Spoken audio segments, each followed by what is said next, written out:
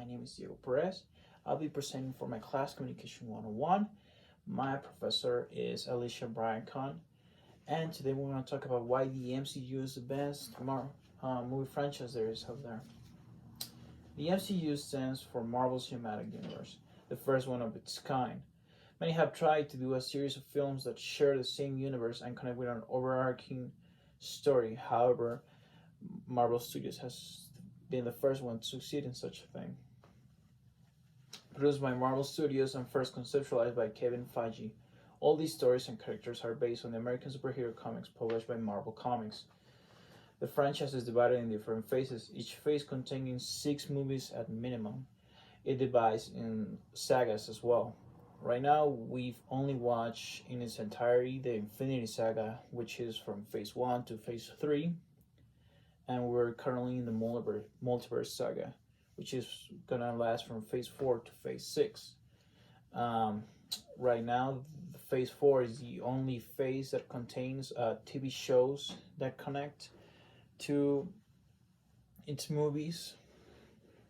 They're currently experimenting with new things,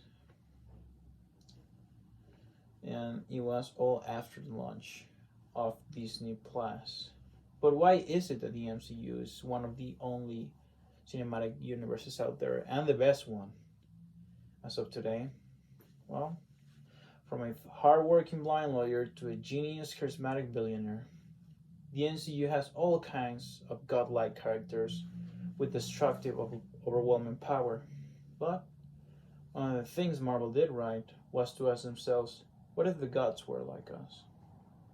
And so they made their heroes relatable, likable, and admirable. In a world where billionaires exist and they want nothing to do with you but strip you from your money, it's nice to see someone like Tony Stark, who is considered the world's greatest defender. He uses all his money to build machines to protect Earth instead of to get richer, to build more weapons for dangerous people. He is, of course, a flawed character. He's egocentric and thinks that he has all the answers. Thor, for example, was a spoiled man baby who thinks being a king is all just about the glamorous life and on protecting his own honor and his father's and his family's, provoking fights because he wants just because he wanted to do so. But he slowly, throughout his movies and the Avengers movies, he turns into a calm man who loses everything and has to learn without those privileges he had before. Marvel has incredible written protagonists, which even with their mistakes, they do the right thing. And not just because it's the right thing to do, it's because they have their own reasons to do so.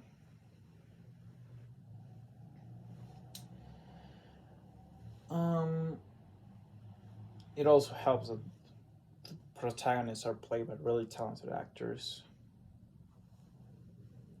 When it comes to side characters, however, the MCU does not go as deep to develop them. They're mostly the heroes' support puppies or just comedy relief.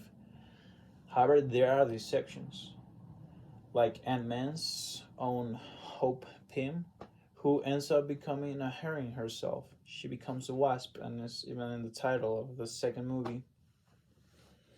There are also characters like Peggy Carter or Nick Fury, which are important parts of S.H.I.E.L.D., who aid the heroes in their various missions. The MCU does a great job establishing side characters, even if they are not as developed as the main heroes, even if they are not as important. At least they're funny, or at least they're supportive, and do add something to the story. However, the villains department, now that's the MCU's weak point. Almost every single solo movie or show in the MCU has a disposable bad guy that has the same powers as the hero and has no depth to their character whatsoever. They just want revenge, money, power, and even if they're played by great actors, you still barely remember anything they said on the movie or their background. However, when the MCU does it right now, you cannot help but want more. The character does not even need to be developed or written right if they're just evil, as long as they make fun, they make the movie more fun, it will work for it. A great example of that is Hela, who was just evil. For she just wanted to rule Asgard just because, but she was a great villain, not only because of her actress, but also because she was really fun in the movie. But some great villains that are well written include Loki, who was so popular he even got his own show many years after the Avengers. Killmonger, who was one of the first of his kind in the MCU movie. He was right about the points he was making. Killmonger was right about Wakanda having the resources to help the rest of the world. Of course, you cannot talk about a great Marvel character without speaking of the first main villain of the Infinity Saga. The first overarching story protagonist was Thanos. He was basically the main character in Avengers Infinity War. You cannot help but understand his plan, his reasoning, why he wanted to do so. He was great. The characters are great, and also the continuity in the MCU. It all does feel connected, and all feels right. Even with a great, I mean, even with a few plot holes here and there, the overall well thought out story is a overall well thought out story. Thanks to the division of the MCU, no doubt, they were able to balance 20 plus movies and shows.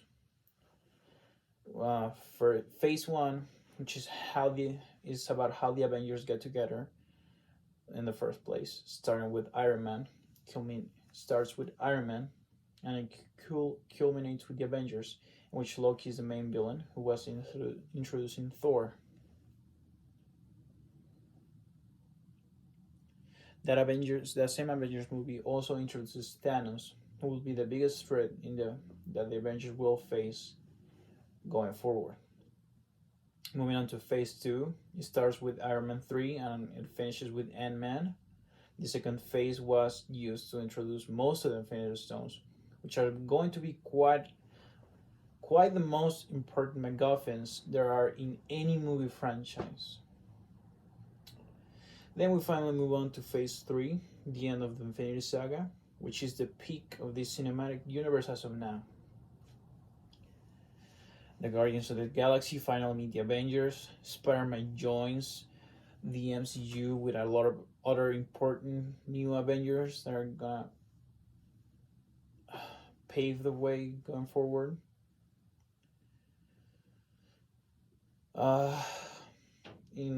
By Phase 3, the original Avengers leave Earth defenseless.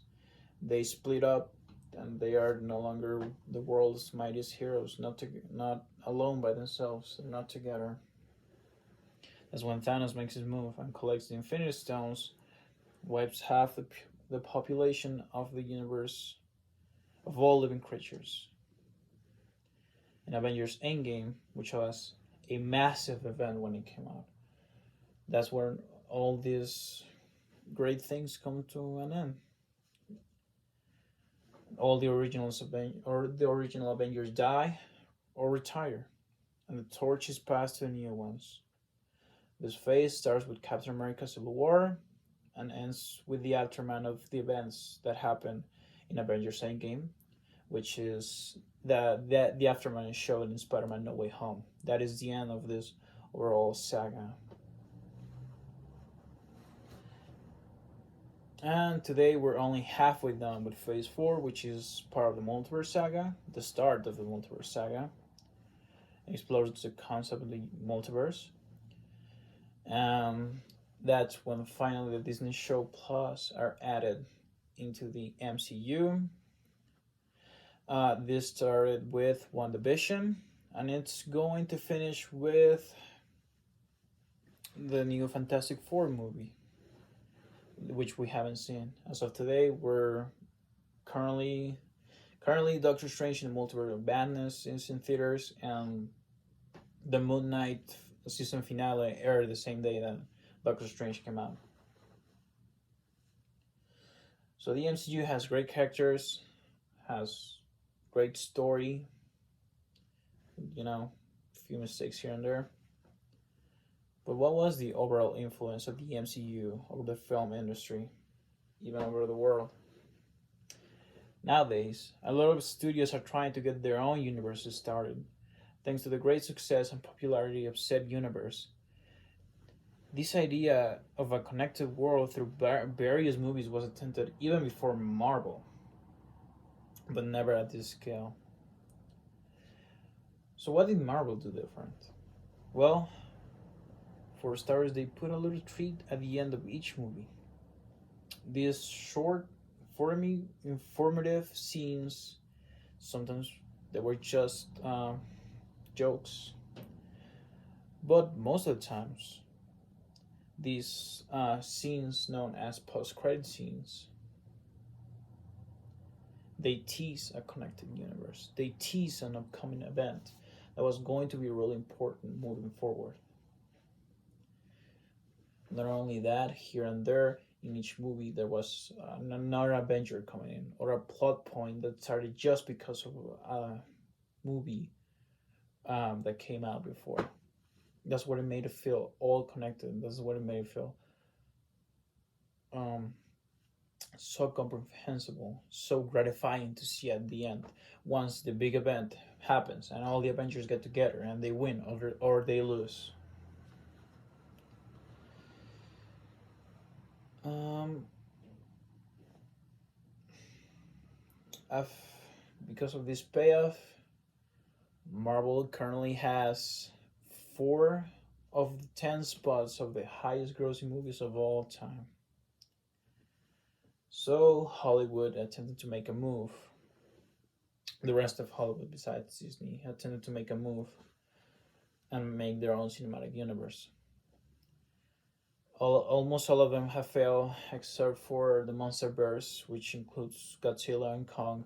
That one is going strong, not as strong as Marvel, of course. For example, we have the embarrassing attempt of the Dark Universe, which started and finished with the Mummy, which the idea was to make a series of movies that connected monsters and urban legends from different franchises coming together. The movie was boring, and it did everything Iron Man didn't do in the wrong way. It was an exposition dump. It was long. It was tedious. It didn't have good characters or an interesting story because all they did was tease stuff that was coming up, and they didn't find the right time for that. Perhaps the most infamous attempt of expand the universe is the DC universe, the DCEU. Warner Bros. Tried so hard to catch up to Marvel that they just rushed everything. The characters are not good, are not fun, they're not interesting at all, and the story is just an incomprehensible mess, making all the movies boring, bad, and just confusing to watch. So, how did Marvel affect the world? Remember COVID-19, the little disease that has been affecting our life for the last 2 years? Well, it made theaters almost go broke because no one would want to watch them.